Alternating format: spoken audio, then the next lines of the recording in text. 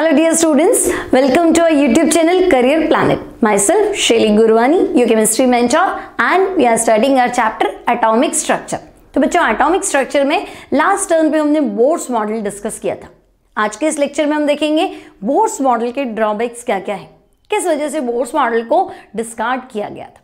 ठीक है, और हम पढ़ेंगे quantisation of energy. So let's start our topic drawbacks of Bohr's model. तो बच्चों क्या क्या प्रॉब्लम्स थी. हालांकि बहुत बढ़िया मॉडल था बोर्स मॉडल, जो आपको एटलीस्ट आपको इलेक्ट्रॉन का क्या बोलते हैं सर्कुलेशन पाथ बताता है ना. According to Bohr's model electron revolve around the nucleus in a circular stationary path. तो एक प्रॉपर वे बताता है कि इलेक्ट्रॉन इस तरह से रिवॉल्व करेगा.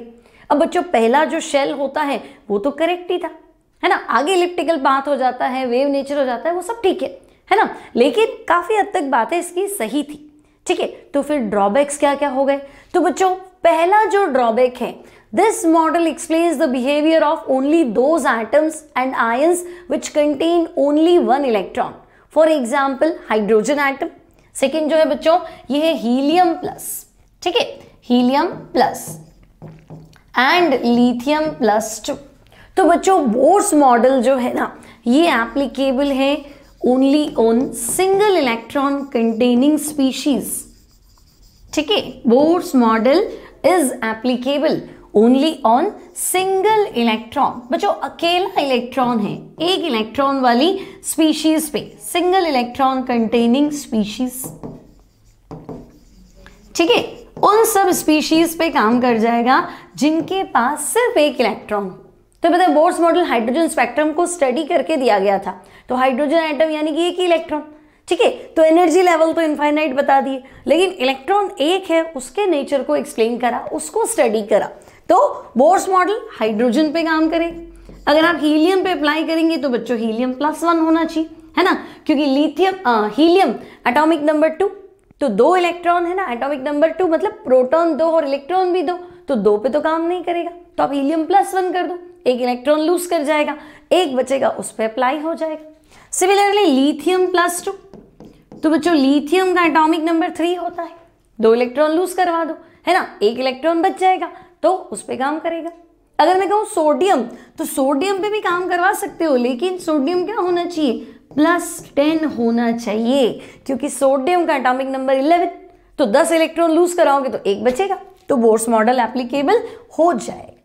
ठीक है, तो जो पहला ड्रॉबैक तो चलो क्लियर है कि भाई एक इलेक्ट्रॉन वाली स्पीशीज पे ही काम करेगा. Second, it does not explain Zeeman effect and Stark effect. अब बच्चों ज़ीमैन इफेक्ट क्या है, स्टार्क इफेक्ट क्या है, तो हम कहेंगे भाई हमने स्पेक्ट्रम में लाइंस तो देखी थी. हाइड्रोजन स्पेक्ट्रम में हमने पढ़ा था ना, Lyman series, Balmer series, Paschen series, तो लाइंस तो आ गई थी. अब ये लाइंस जो है बच्चों मैग्नेटिक फील्ड अप्लाई करते हैं तो ये लाइंस टूट जाती है, इलेक्ट्रिक फील्ड अप्लाई करते हैं तब भी ये लाइंस टूट जाती है.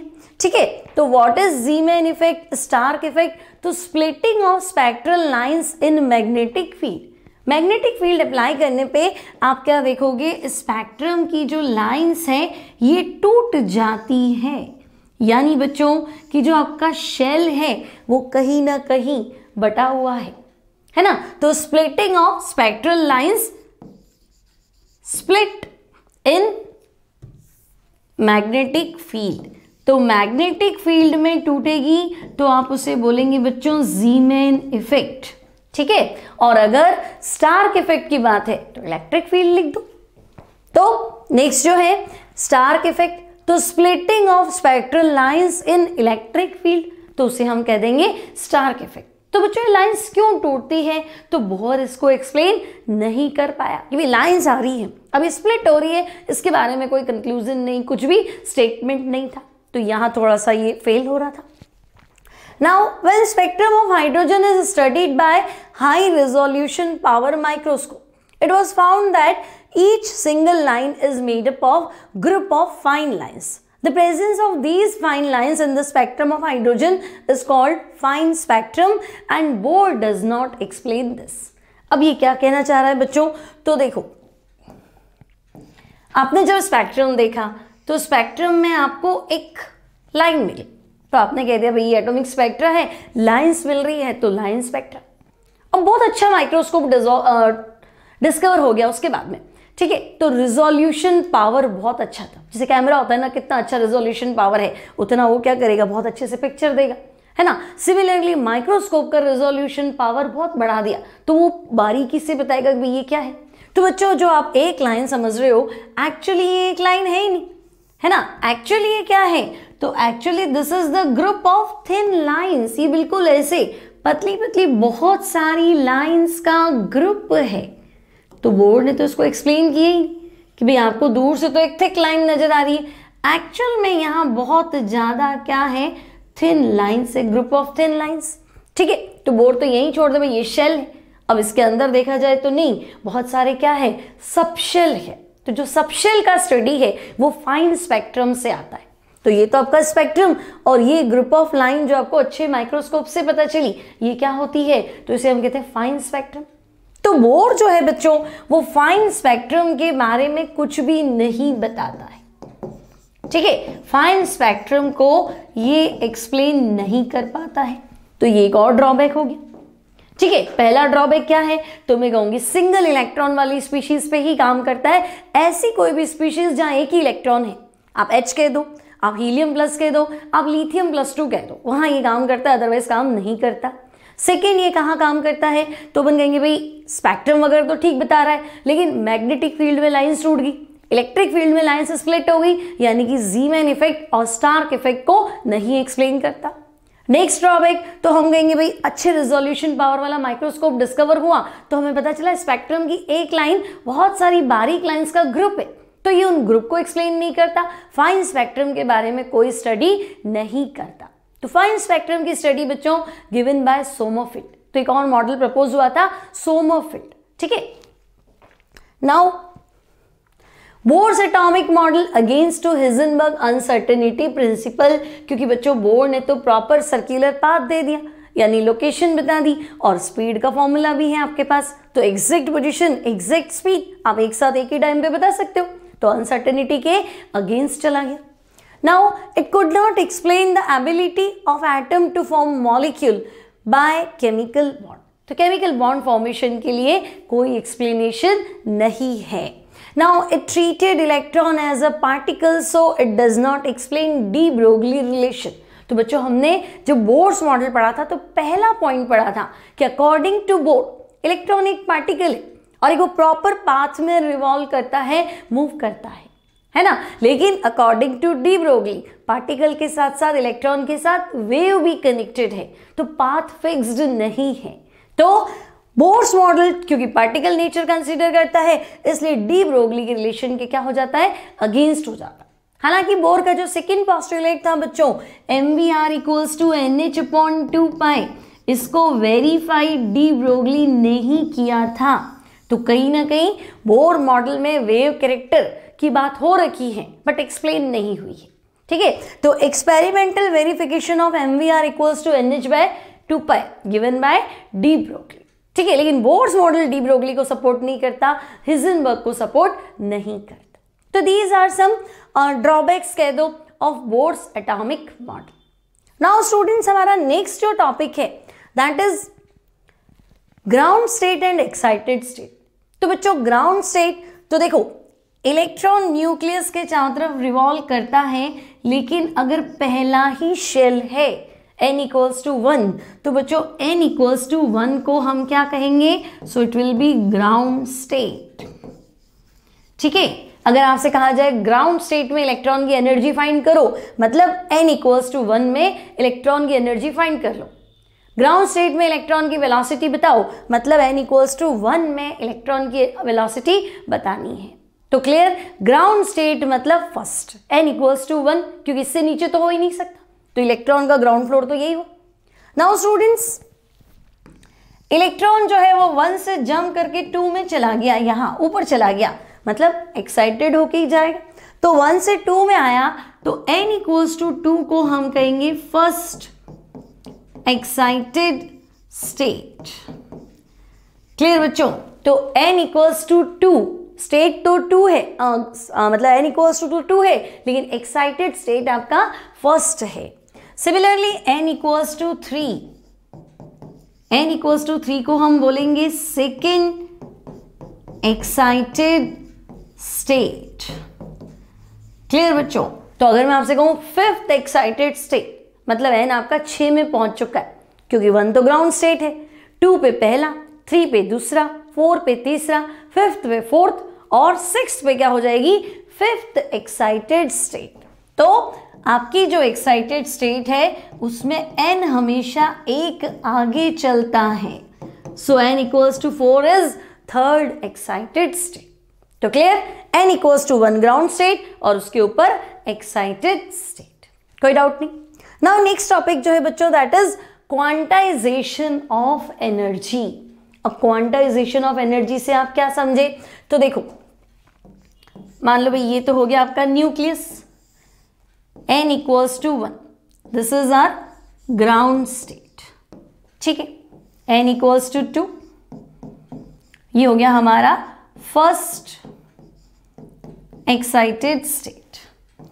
Now n equals to 3, this is second excited state.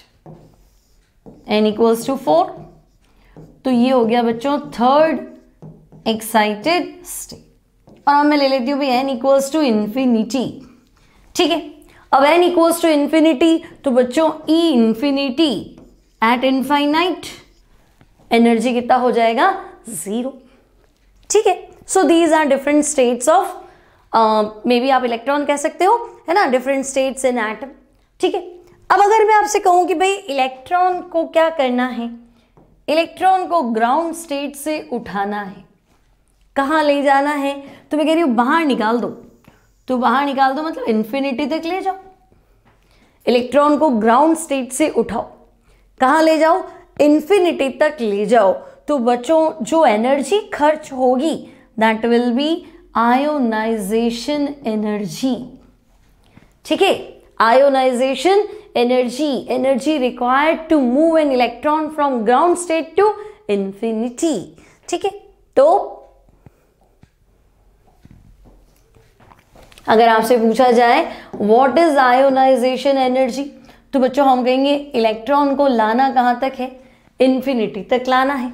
कहाँ से लाना है? Ground state. तो ग्राउंड स्टेट क्या हो गया? E1, ठीक है।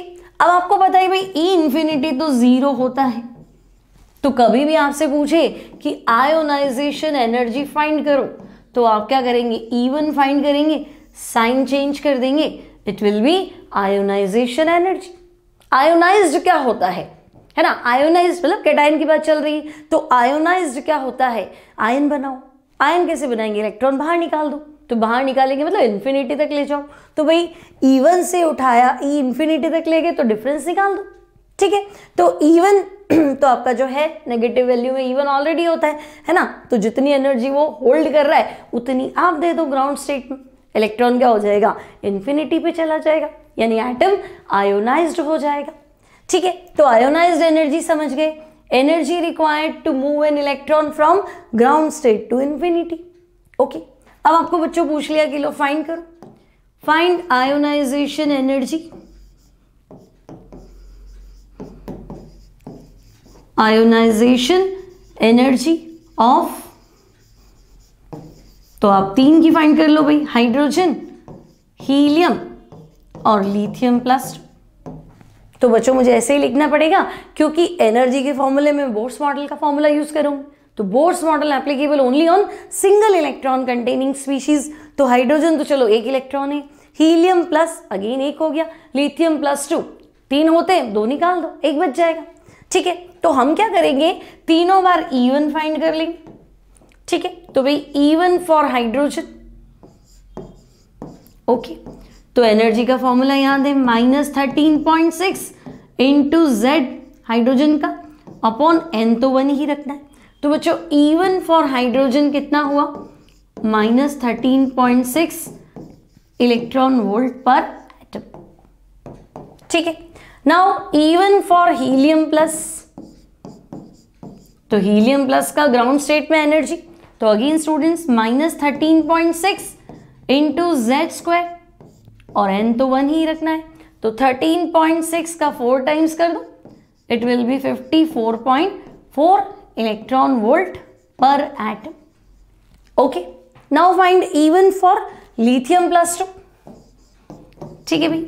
तो लिथियम +2 का ग्राउंड स्टेट में एनर्जी फाइंड कर लेते। सो -13.6 इंटू Z, तो बच्चों लिथियम का Z होता है 3, तो 3 का स्क्वायर हो गया 9, डिवाइडेड बाय 1 कर देंगे, तो -13.6 इंटू 9 कर देते हो। This is electron volt per atom. अब आपसे इवन तो नहीं पूछा, आपसे क्या पूछा, आयोनाइजेशन एनर्जी, ठीक है। तो आयोनाइजेशन एनर्जी फॉर हाइड्रोजन, तो बच्चों क्या करेंगे, E1 का साइन बदल दो, तो माइनस की जगह क्या कर दो, प्लस कर दो। So it will be plus का 13.6 electron volt per atom, ionization energy of hydrogen. मतलब आप चाहते हो हाइड्रोजन का ग्राउंड स्टेट से इलेक्ट्रॉन को बाहर निकाला जाए, तो इतनी एनर्जी अवेलेबल करा दो, इलेक्ट्रॉन जो है वो इन्फिनिटी में चला जाएगा, ठीक है। Similarly ionization energy for helium plus, तो बच्चों अगेन क्या करो, E1 का साइन चेंज कर दो, तो माइनस की जगह क्या हो गया 54.4 electron volt per atom, plus में वैल्यू हो जाएगी, clear. Similarly ionization energy for lithium +2 find कर लो, तो क्या था 13.6 multiply with 9 electron volt per atom, value आपकी प्लस में चली जाएगी। तो these are the ionization energy for hydrogen, helium plus lithium +2। तो बच्चों किसी की भी आयोनाइजेशन एनर्जी पूछे तो तुम्हारा काम है ग्राउंड स्टेट में एनर्जी निकालो, तुम तो बस E1 निकाल दो, साइन बदल दो, ठीक है ना। तो E1 निकाल के साइन चेंज कर दो, पॉजिटिव आएगी क्योंकि एनर्जी आपको सप्लाई करनी है, क्लियर। तो ये तो हो गया हमारा आयोनाइजेशन एनर्जी का कॉन्सेप्ट। नाउ स्टूडेंट्स, अगर आपसे पूछा जाए एक्साइटेशन पोटेंशियल, ठीक है, तो एक्साइटेशन पोटेंशियल से क्या समझे, तो आप कहोगे इलेक्ट्रॉन को ग्राउंड स्टेट से फर्स्ट एक्साइटेड स्टेट में ले गए, है ना, तो ये हो जाएगा फर्स्ट एक्साइटेशन पोटेंशियल। अगर मैं कहूंगी नहीं भाई ग्राउंड स्टेट से सेकेंड एक्साइटेड स्टेट में ले गए, तो it will B second excitation potential. और अगर इलेक्ट्रॉन को उठा के ग्राउंड स्टेट से कहाँ ले गए बच्चों, थर्ड एक्साइटेड स्टेट, तो ये हो जाएगा आपका थर्ड एक्साइटेशन पोटेंशियल, क्लियर। तो ईपी एक्साइटेशन पोटेंशियल से आप क्या समझते हो, तो बच्चों एक्साइटेशन पोटेंशियल क्या होगा, एक्साइटेशन पोटेंशियल तो आपको लिखना है ग्राउंड स्टेट से एक्साइटेड स्टेट में ले जाना है, उठाना हमेशा ग्राउंड स्टेट से है, ठीक है। तो energy required to move an electron from ground state, ठीक है, इलेक्ट्रॉन को उठाना है ग्राउंड स्टेट से, from ground state to excited state, ठीक है भाई, ग्राउंड स्टेट से उठाएंगे और एक्साइटेड स्टेट तक ले जाएंगे। अब मान लो फर्स्ट एक्साइटेशन पोटेंशियल बच्चों, फर्स्ट ईपी, तो फर्स्ट ईपी क्या सीखा था, तो हमने कहा था भाई ग्राउंड स्टेट से पहली एक्साइटेड स्टेट क्या होती है, n=2, है ना। तो ग्राउंड से उठाना है, फर्स्ट एक्साइटेड स्टेट तक ले जाना है, यानी ईपी हो जाएगा E2 minus E1, clear. Similarly अगर मैं आपसे कहूं कि नहीं सेकेंड एक्साइटेड स्टेट, तो बच्चों ग्राउंड स्टेट से ले जाओ और सेकेंड एक्साइटेड स्टेट तक ले जाओगे, यानी दिस इज, है ना, तो ये आपका हो जाएगा सेकेंड एक्साइटेशन पोटेंशियल। तो आपसे कहा जाए सेकेंड एक्साइटेशन पोटेंशियल फाइंड करो, तो सेकेंड एक्साइटेड स्टेट तक जाना है, मतलब 3 तक जाना है और जाना ग्राउंड से है, तो E3 minus E1, this is second excitation potential, clear. Similarly अगर आपको बच्चों थर्ड एक्साइटेड स्टेट में जाना है, यानी कि n=4 में जाना है, ठीक है, तो थर्ड एक्साइटेशन पोटेंशियल यानी कि E4 minus E1, this is our third excitation potential. Clear? तो इलेक्ट्रॉन को हमें उठाना है ग्राउंड स्टेट से, कहाँ ले जाना है? एक्साइटेड स्टेट में। पहली एक्साइटेड स्टेट में ले जाओगे तो फर्स्ट ईपी, दूसरी एक्साइटेड स्टेट में ले जाओगे तो सेकेंड ईपी, और तीसरी एक्साइटेड स्टेट में ले जाओगे तो third EP.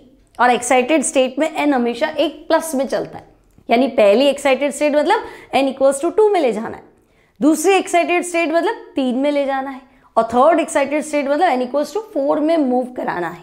So this is excitation potential. Now students, next जो टॉपिक है that is separation energy. Separation energy क्या है? आपको इलेक्ट्रॉन को सेपरेट करना है, मतलब बाहर निकालना है। तो बाहर तो हमने निकाल दिया था, लेकिन कहाँ से निकाला था? ग्राउंड स्टेट से। तो बच्चों ग्राउंड स्टेट से बाहर निकालोगे यानी कि इंफिनिटी तक ले जाओगे तो it will be ionization energy. Ground state को छोड़ के और कोई भी स्टेट से ले जाओ और बाहर निकाल दो, है ना, कोई भी एक्साइटेड स्टेट से उठा के बाहर ले जाओ तो वो हो जाएगा सेपरेशन एनर्जी। ठीक है, तो बच्चों अगर मैं आपसे कहूं कि इलेक्ट्रॉन को ग्राउंड तो छोड़ दो, n = 2 से इंफिनिटी तक ले जाओ, तो ये क्या हो जाएगा? First separation energy. सेपरेट करना है, इंफिनिटी तक ले जाना है, ग्राउंड से नहीं ले जाना है, क्योंकि ग्राउंड से ले जाओगे तो आयोनाइजेशन एनर्जी। कोई भी एक्साइटेड स्टेट से ले जाओ, तो पहली एक्साइटेड स्टेट से ले गए तो फर्स्ट सेपरेशन एनर्जी, दूसरी एक्साइटेड स्टेट से ले जाओ तो बच्चों ये हो जाएगा सेकेंड सेपरेशन एनर्जी, तो फिर थर्ड एक्साइटेड स्टेट से ले जाओ, सो it will B third separation energy. तो क्लियर? सेपरेशन एनर्जी क्या है? ग्राउंड स्टेट को छोड़ के और कोई स्टेट से इलेक्ट्रॉन को इंफिनिटी तक ले जाओ। ठीक है भाई, तो देखो आयोनाइजेशन एनर्जी, तो energy required to move an electron from ground state to infinity, यानी बच्चों आयोनाइजेशन एनर्जी हो गया E इंफिनिटी माइनस E1। अब E इंफिनिटी तो आपको पता है 0, तो आयोनाइजेशन एनर्जी हमेशा क्या होगा? E1 negative value of E1। Separation energy, energy required to move an electron है, to move an electron from ground state, sorry from any excited state to infinity. Ground से ले जा रहे थे तो आयोनाइजेशन, उसको छोड़ के कहीं से भी ले जाओ तो सेपरेशन। तो बच्चों फर्स्ट सेपरेशन एनर्जी, तो फर्स्ट सेपरेशन एनर्जी क्या होगी? तो हम कहेंगे कि भाई लाना तो इंफिनिटी तक है, लेकिन पहली एक्साइटेड स्टेट मतलब n = 2, तो फर्स्ट सेपरेशन एनर्जी जो होगा that will be always equal to -E2। Clear? अब आपसे कहा जाए कि नहीं भाई सेकेंड सेपरेशन एनर्जी बता दो, तो बच्चों सेकेंड सेपरेशन एनर्जी यानी कि आपको इलेक्ट्रॉन लाना तो इंफिनिटी से है, पर सेकेंड एक्साइटेड स्टेट यानी n = 3 से लाना है, तो एनर्जी हो गया E3।